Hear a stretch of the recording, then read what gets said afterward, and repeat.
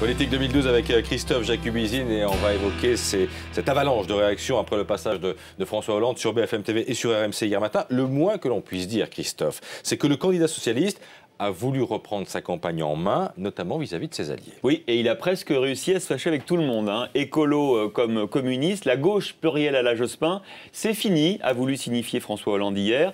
Œil pour œil, dent pour dent, a-t-il notamment répondu à Jean-Luc Mélenchon qu'il avait traité de capitaine de pédalo. Il a donné ce qu'on appelle le coup de pied de l'âne, en tendant la main, on peut dire même une perche, à François Bayrou. On écoute François Hollande. Si François Bayrou fait un choix, nous verrons lequel, au second tour, eh bien, il sera dans la majorité présidentielle qui se sera constituée autour du vainqueur du second tour.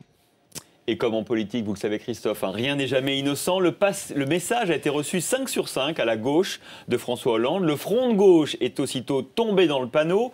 Éric Coquerel, le conseiller spécial de Mélenchon, explique François Hollande doit dire clairement s'il veut discuter avec le MoDem ou le front de gauche, tribord et bâbord en même temps. Cela ne donne pas un cap, mais l'échouage assuré. On est toujours dans la métaphore maritime.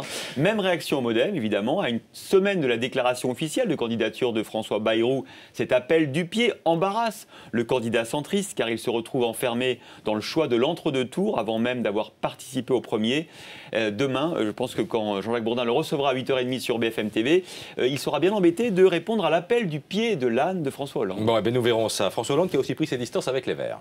Oui, là encore, le patron c'est moi, a expliqué François Hollande aux Verts, qui depuis 15 jours empoisonne sa campagne avec ce pacte, Christophe, qui recèle un nombre incalculable de bombes à retardement, du MOX à l'éligibilité des étrangers, en passant par l'abandon du droit de veto à l'ONU. Eh bien, François Hollande, là encore, a carrément pris ses distances avec l'accord politique signé avec les Verts. J'appliquerai les mesures qui me paraissent les plus essentielles. Je défends des idées qui sont inspirées par le Parti socialiste, mais j'aurai à rassembler les Français plus largement. Donc j'appliquerai uniquement les mesures qui me semblent essentielles, dit François Hollande. Et puis il a par exemple précisé qu'il ne proposerait pas, en tant que président de la République, de renoncer au droit de veto de la France au Conseil de sécurité de l'ONU, une mesure qui est pourtant dans l'accord signé avec les Verts. Bon, si je comprends bien, il a réussi à se mettre tout le monde d'accord, à se mettre tout le monde à dos, pardonnez-moi. Pourquoi dites-vous que la gauche de la gauche, les Verts et le MoDem, sont tombés dans le piège de François Hollande ? En quelque sorte, François Hollande avait besoin d'eux et de leur colère, qu'on a vu, pour apparaître comme le chef de l'opposition aux yeux des Français. L'ambiguïté de son accord avec les Verts, son silence aussi, le silence de François Hollande, commençait sérieusement à relayer les doutes sur son autorité. On sait que c'est un peu son point faible. L'exercice d'hier consistait à se refaire une posture, quitte à se fâcher avec ses alliés potentiels.